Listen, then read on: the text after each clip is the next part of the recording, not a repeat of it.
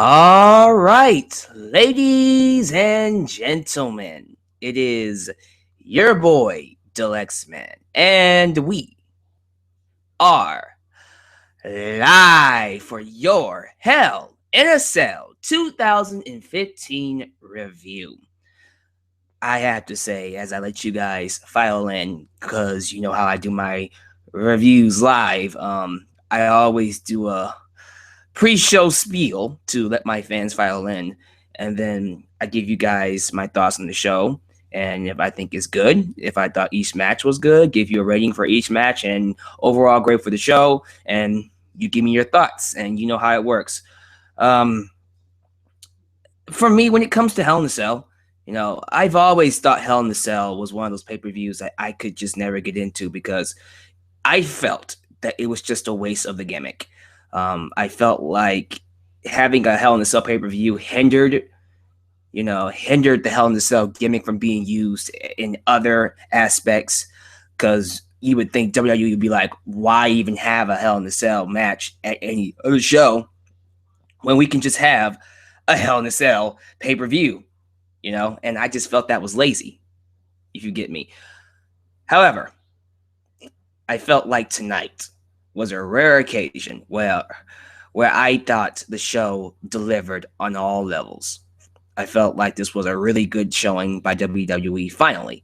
After such a lackluster buildup of Raws, if you watch SmackDown too, but even though this show had a terrible, and I mean terrible buildup, the Raw ratings have shown us that nobody has been watching Raw for good reason, because the shows give us no kind of lead-ins to these pay-per-views. No stories are developed. Same old matches over and over and over again. Very lackluster shows overall. Despite the lack of build-up that this show had, I have to say everybody pulled through. All matches, every single one, I thought at least delivered at some level. Was every match great? No. But I can honestly say there was not a bad match on this show. Not one single bad match. Nothing to complain about. I felt like all my predictions came true. I thought all the people who should have won. And the matches that delivered, that I thought were going to deliver, actually delivered, and delivered very well. So give me your thoughts about Hell in a Cell down below. I would like to read your thoughts towards the end of this review, but I really, really want to get your thoughts on how you thought the show turned out. And by the way, you guys are listening to me on my mother's laptop, so I hope there is no technical issues. I'm going to trust that everything is good on your end. My real laptop is in the shop, so hopefully when I get that back, I can get back to things being normal. But for right now, I'm using my mom's laptop. Hopefully that doesn't affect the quality or anything audio or quality wise. We were in Los Angeles. I thought Los Angeles gave us a great crowd. Crowd was lively throughout the entire show, and that helped. It always helps to have a good crowd, because I always feel like when we have a lackluster crowd, it really just taints the show in any aspect. If anything, a bad crowd will bring a show down the grade. If it's an A show, the crowd, if it's bad, will make it feel like a B show. Vice versa. A good crowd could help a bad show feel like a good show. Maybe that's why I felt like this was one of their best shows this year. And honestly, Los Angeles has always been a great crowd, so I will never, ever doubt them giving us, a lively atmosphere.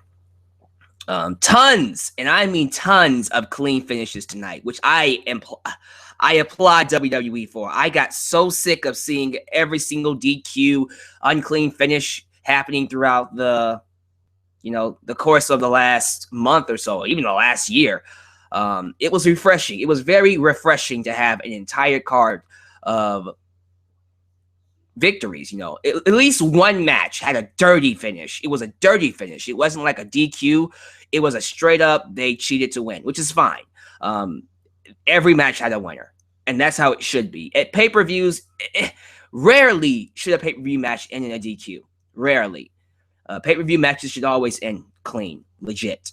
If not dirty, You know, I don't mind having a dirty finish at pay-per-view, but there should be no screwy DQ finishes. It should just be a straight up victory.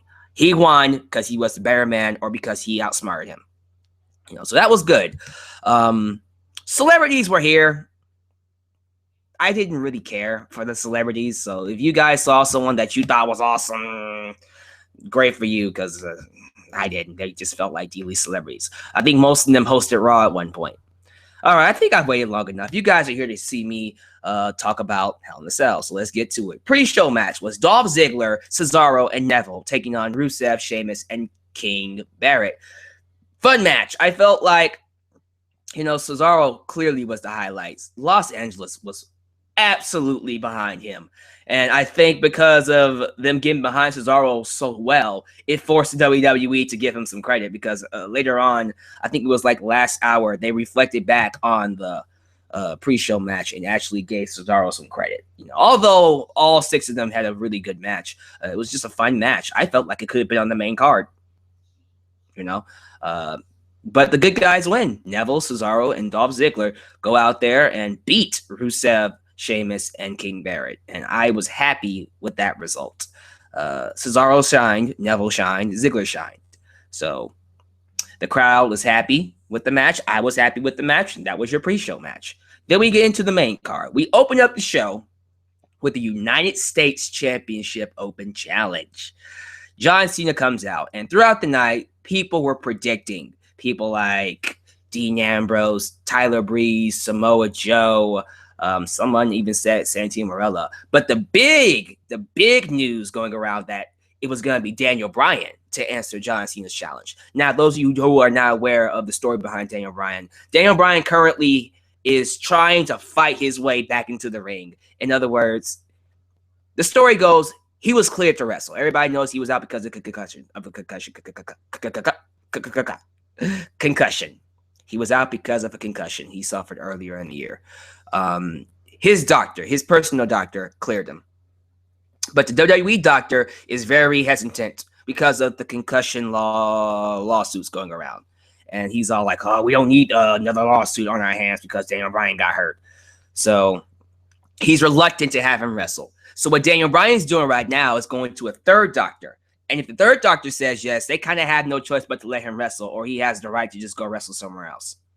Of course, if the third doctor says no, Bryan will have to give it up. But we all thought, based off the news, that, you know, John Cena was leaving. What a great guy to come in and take his place, Daniel Bryan. So we were thinking it's going to be Daniel Bryan. But, long and behold, the guy to answer the challenge is Zeb Coulter. No, I'm joking. Zeb Coulter comes out, and we're thinking, oh my God, it's going to be Jack Swagger. What the hell? Jack Swagger versus John Cena. Seriously. But to our surprise, oh no, a surprise from the WWE. Surprise. Zeb Coulter comes out, and he is now managing the returning Alberto Del Rio. That's right. Alberto El Patron Del Rio has returned to the WWE, and he got a huge pop in Los Angeles. It was a glorious moment. I've always felt like Del Rio belonged to WWE, by the way. But yeah, they screwed him up. You know, the guy that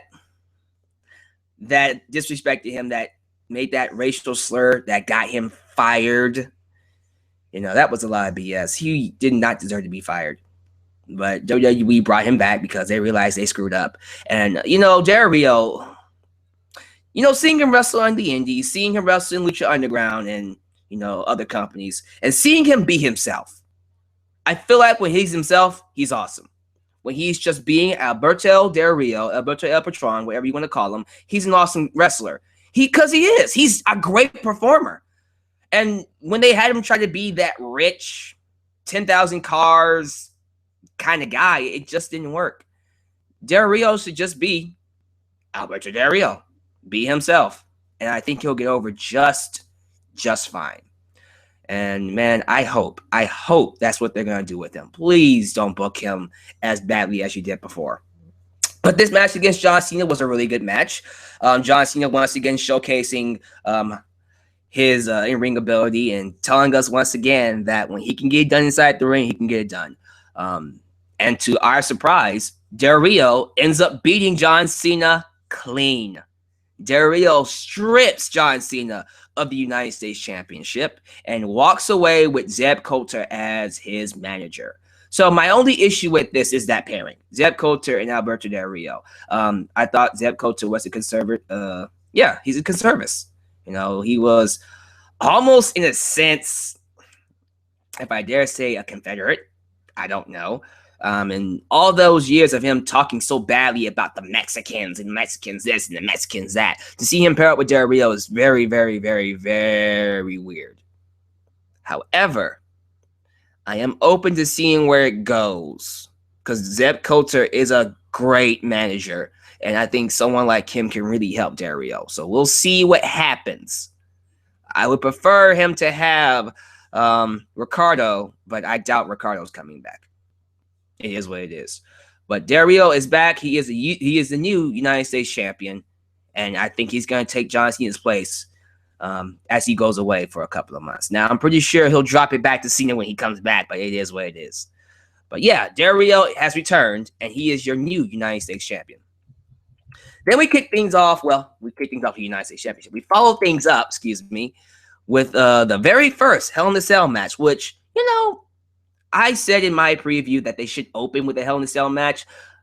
I don't really mind them putting it second. You know, I always feel like it's not a good idea to have Hell in a Cell matches back to back. I don't think that's a good idea. You should separate one from the other. Give this one time to breathe. Give that one time to breathe. So we have Hell in a Cell match, Roman Reigns versus Bray Wyatt. Okay, let me just say this. The feud itself sucks. The whole booking of it was terrible. I thought these two touched way too much. Way too much. I thought Roman Reigns' character did not develop at all. I felt like Bray Wyatt's character didn't really go anywhere. Although the Wyatt family as a stable grew, which I'm very happy, and I'll get to them at the end, but I'm very happy with that. But other than that, it started off very well. I really like the idea of Roman Reigns being screwed out of the World Championship. Bray Wyatt trying to get back at him because he took his title opportunity, going after his family, going after his daughter. If they would have kept that, this would have been awesome. But they just went away from that, and they just had matches. Build-up was terrible. With that said, I will give credit where credit is due. These two went out there and had one hell of a match inside Hell in a Cell. They tore the living skins off their bones. It was crazy what they did. The kendo sticks, tables, chairs, steel cage bumps, the whole 9 yards. Bray Wyatt, you know, had instances of him being the whole crazy priestess, the whole crazy cult leader that he was. You know, he loves pain, which I wish they would play that up more. If they just played that up a little bit more, Bray Wyatt loving pain, he would be so awesome. So hopefully we go back to that. Hopefully. But Roman Reigns had a few spots in here that was pretty cool. Love the spear through the table. There was an awesome spear off the apron through the table spot. That was glorious. You know, they had some spots where they put the chair inside the cage and he ran into it. That was awesome. They had a spot where they put the candlestick inside the cage, and I think Roman Reigns ran into that one. That was awesome. Roman Reigns got Uranagi slammed through the table. Couple of near falls. You know, Bray Wyatt kicked out of a lot of things. Superman punch, powerbomb through the table, Sister Abigail spot where Roman Reigns, you know, took it really, really hard, and he still kicked out. But in the end, as I predicted, and as you should have known what's going to happen, Roman Reigns ends up beating Bray Wyatt clean, no nonsense, and then walks out as the victor of the feud. Credit where credit is due, Roman Reigns had a really good match against Bray Wyatt. And these two have had history of good matches. And I should have known they were going to have another good match here. You know, that's just how it is. Roman Reigns wins, and I think he will most likely go on to fight Seth Rollins at Survivor Series. Don't be upset if that happens. Just saying. Just going to put that out there. I think WWE is hell-bent on making him a world champion. And honestly, right now, anybody's better than Seth Rollins. Sadly. Okay, next match here is going to be, I think it's the tag team. Yeah, it's the tag team championship match. It's the New Day, Kofi Kingston and Big E versus the Dudley Boys, Bubba Ray and Demon.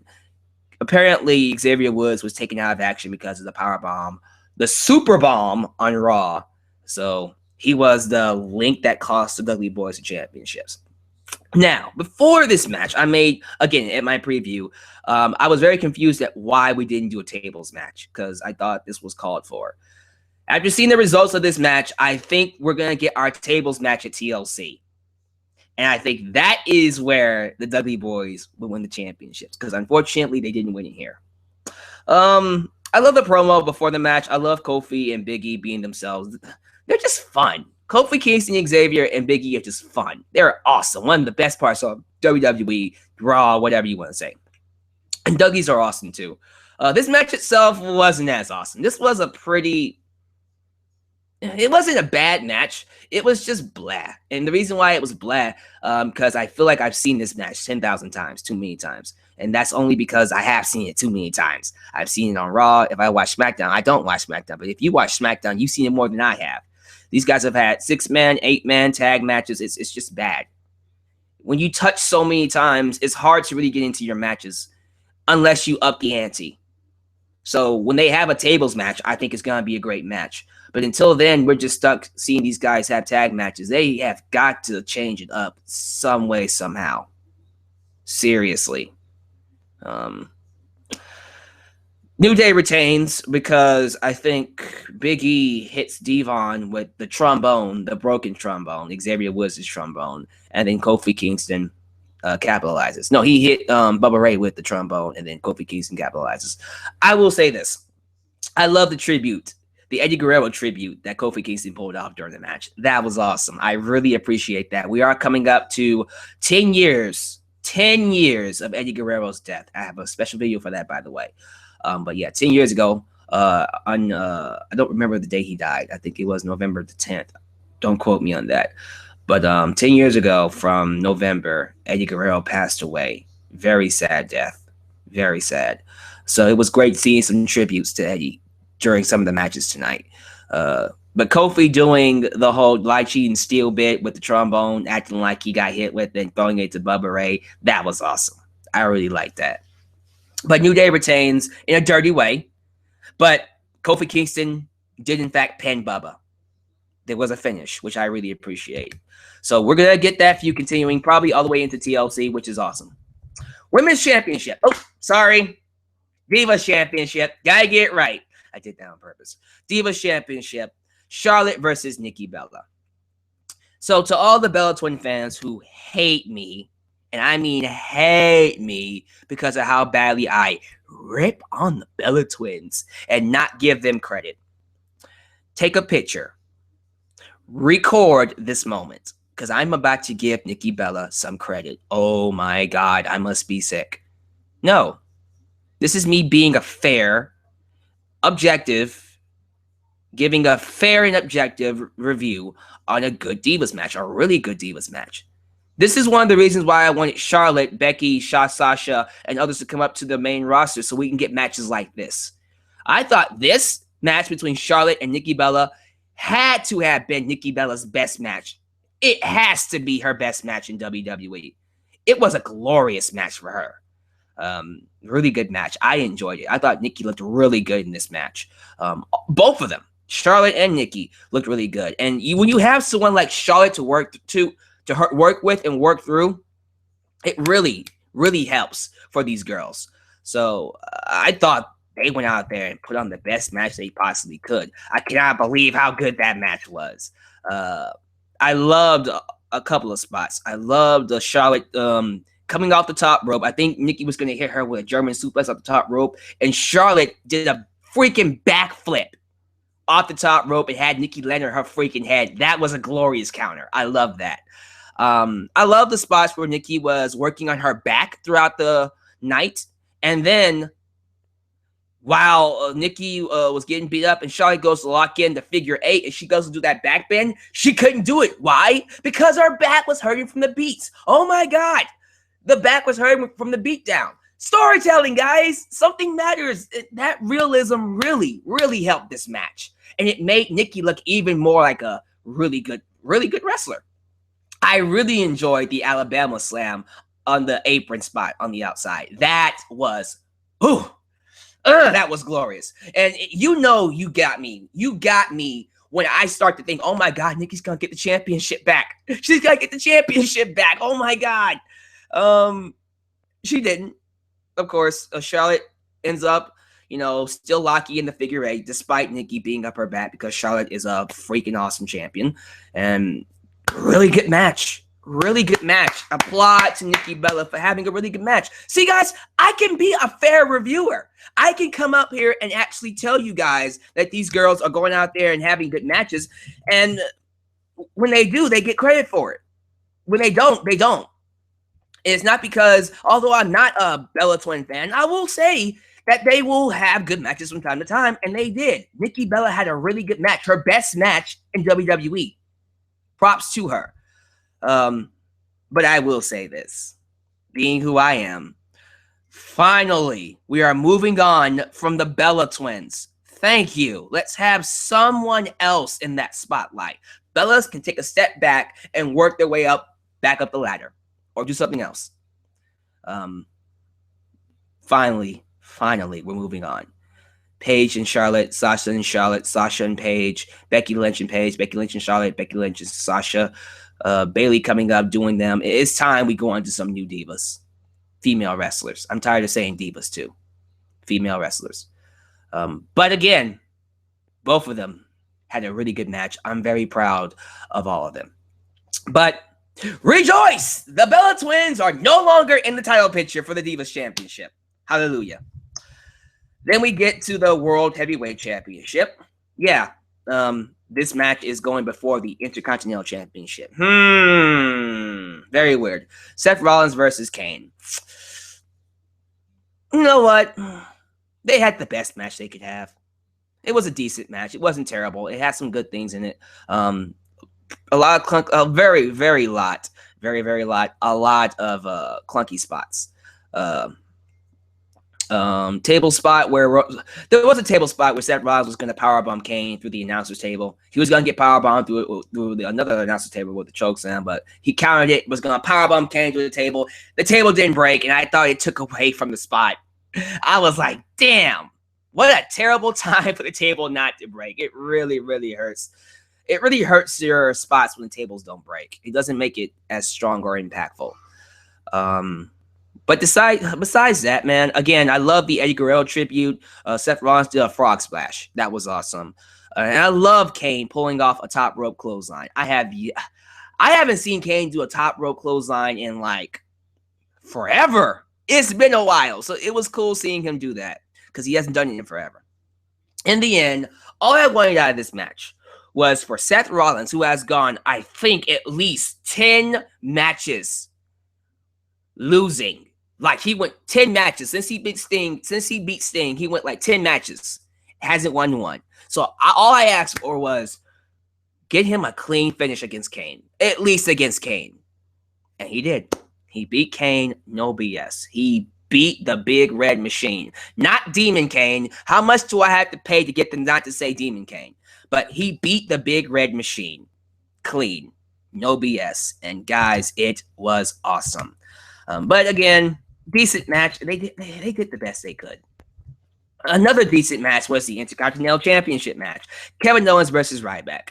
Like the World Heavyweight Championship match, it was just decent. It wasn't anything great. Wasn't bad. I'm just happy Kevin Owens won. You know, I don't like the fact that he came across as a coward against Ryback. I don't like that. I hate that. He needs to be a badass. Okay, he shouldn't run away. Now, I'm not saying he can't run away from certain opponents. Don't have him run away from everybody because he's a badass. Kevin Owens is awesome because of how much of a badass he is. So Ryback, okay, just let that be the only person he runs away from. From now on, I don't want to see him run away or at least don't get into the habit of running away.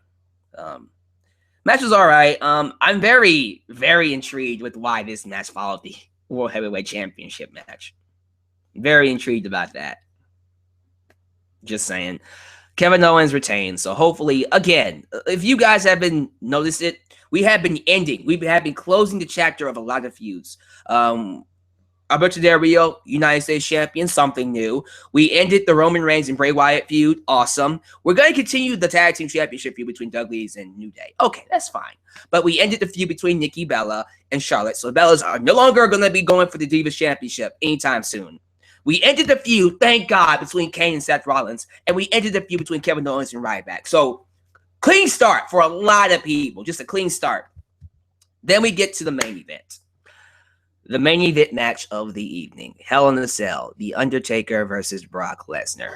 Now, I said in my preview, give me a second, that these two were going to go up to Vince McMahon and go, okay, how much does it take for us to bleed? Like, how much is it to pay off the fine for blading? Oh, okay, here's your check. That's exactly what the hell they did. This match was an Attitude Era-esque Hell in a Cell match. Every time we get a PG era Hell in a Cell match, a lot of us complain about this match needs to have blood. This match needs to feel violent because it's Hell in a Cell. It is essential for Hell in a Cell to have blood. And man, did it help. Both Brock Lesnar and Taker bladed. I don't know if they bladed or did it the hard way, but they were busted open. Blood. We had blood, ladies and gentlemen. It was great. It was fabulous. And my God, it really adds to the match. It was a violent, very, very violent match. They did. I love this too, because a doctor got into the match, and when the doctor got into the match, he was cleaning up Taker's blood and cleaning up Brock Lesnar's blood. It was really annoying me. But the doctor got into the match, and he got destroyed by Brock Lesnar. And I love that. I like that Brock Lesnar took out the doctor. I really hate when doctors do that. But that was awesome. But Brock Lesnar had a steel chair, and he was swinging it. He was beating the living hell out of Taker. They were both beating the living hell out of each other. It was a fight. It was a brutal, violent fight. What really got me, though, was when Brock Lesnar ripped up the ring apron and exposed the ring. And I was like, oh, my God. Oh, my God. Up in the ante, like I said before. And then freaking Lesnar takes a freaking choke slam on the exposed ring. No mat. It's just ring and a tombstone. And kicks out. He kicks the freak out. Before then, I think Brock Lesnar hit Taker with like 2 F5s and then threw a freaking steel steps. Yeah, he threw some steel steps at him and he still kicked out. I was like, good fucking God. It's crazy. But, Suplex City all over the place. Beat him down, bleed him down. But I love this. I love how this match was finished. I love that Brock Lesnar hit Taker with a low blow. Because what started this feud up again? A low blow. It started off with a low blow in not January. It started off with a low blow in July, and it ended with a low blow here in October. I love that stuff. I like when we bring it full circle. That is a great way to cap off feuds. And that was the perfect way to cap this chapter of the feud off. And after the low blow, Brock Lesnar hits the freaking F5, and that is it. Taker loses 1, 2, 3 decisively to Brock Lesnar. And Brock Lesnar proves once and for all that he is the superior being over The Undertaker, which is okay. It solidified his legacy. What the fuck? I don't think it solidified his legacy, but I will say Lesnar beating Taker really made him. This was a great match. Definitely highlight of the night. And it really, really made this show worth seeing. This alone is a must-see match. You have to see this match. You have to watch this show for this match. And I loved it. I loved the whole thing after the match. We have Taker. You had Taker in the ring by himself. Bloody, just a mess. Barely able to stand. The crowd's wheeling him up to his feet, and they applaud him. And they chant, "Thank you, Taker." Which is, it's a great sight to see. And guys, that's what I mean. We had to learn to enjoy these legends while they're here. And yes, I know some of you are going to tell me, what about Kane and Big Show? You know what, man? Enjoy them too. But for real, we're going to compare The Undertaker to Kane and Big Show. There is no comparison. Taker is one of the greatest wrestlers ever to exist. Ever. And this guy's about to go. This might have been his last match. And if this was the last match, what a way to go out. I don't think it is. But this was a glorious match with a glorious, glorious moment for Taker. And we could have ended the show right there, but we didn't. He goes to bend down, do his whole Taker pose, and then Bray Wyatt's music hits. And then all 4 members, Luke Harper, Eric Rowan, Braun Strowman, and Bray Wyatt come out. They surround the ring, They surround the ring. And they beat the living fuck out of the Undertaker. And the crowd's just like, no, no, no, no, no. No, I'm joking. It's really, it was hard for me to believe. I'm just like, where the fuck is Kane? Where's Sting? Why is nobody saving him? Why isn't Kane helping his brother? What a useless brother, But I thought Sting was going to come out to make the save, and that was how we were going to set up Taker and Sting. But no, the Wyatt family beat the hell out of Taker, and they carry him out. Taker gets carried out by the Wyatt family. So we're giving heat to the Wyatt family again. So as of right now, if I'm not mistaken, the Wyatt family is the most dangerous entity in WWE. Yes! Yes! I can't wait. I want to see where this goes. A show was done well when the show leaves you going, I want to see where that goes. And that's how you do it, WWE. That's how it's supposed to be done. You're supposed to leave the crowd going, I want to see where that goes. And that's what I want to see. WWE, really good show. Solid show. I'm giving it a B. If I had pluses and minuses, I'd give it a B+. Not quite an A. I don't think it was quite an A show, but it was a very, very strong B. This might be WWE's best pay-per-view this year. When I look back on 2015, I will remember Hell in a Cell 2015. And I cannot say it's not one of their best shows. Not ever, but this year for sure. Compared to WrestleMania, I'm probably going to say it was better than WrestleMania. We'll see. But definitely a B show. Guys, give me your thoughts down below about Hell in a Cell. Did you enjoy it? Did you love it? Not going to have time to read comments this time around, but tomorrow for my Raw review, I will. Don't want to do anything that could ruin the quality of this video, and hopefully it came out okay. I'm gonna pray that it came out okay. But give me your thoughts down below. Tell me if you enjoyed it. I hope you enjoyed this review. And I will see you tomorrow for the fallout of Hell in a Cell. This is your boy, Alyx Man, signing off. You guys take care. Peace.